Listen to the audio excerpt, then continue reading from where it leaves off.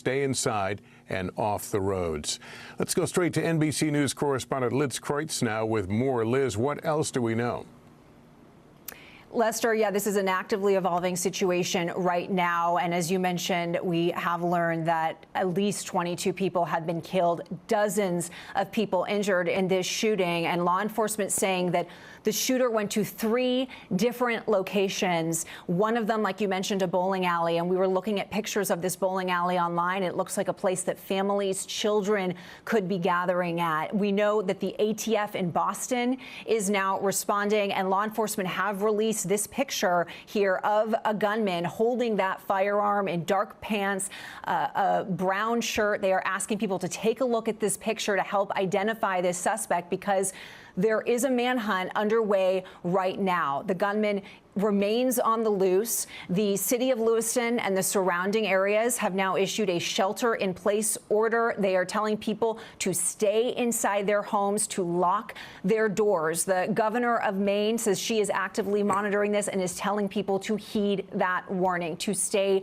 inside. President Biden, according to a senior White House official, has also now been briefed on this. And so again, residents on lockdown right now from this shooting in Lewiston, about 45 minutes north of Portland. We know also that police have released images of a vehicle that they believe is also connected to this shooting. So a lot unfolding right now as we continue to monitor another shooting here in the U.S. All right, Liz, Lester. let me ask you to stand by while I go to the phone and NBC News Chief Justice contributor Jonathan Dienst. Jonathan, anything your sources are telling you about who this person might be or what is motivating them?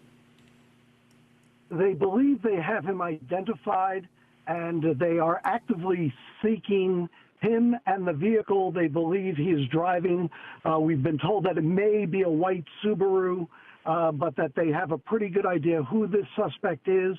And one source tells us that he may have a past criminal record, but as per motive, there is no indication as to why this shooting has taken place.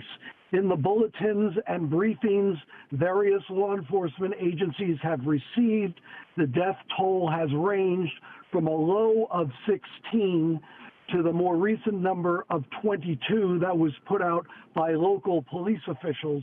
So I have a range of fatalities between 16 and 22 dead, and the numbers injured is also a range.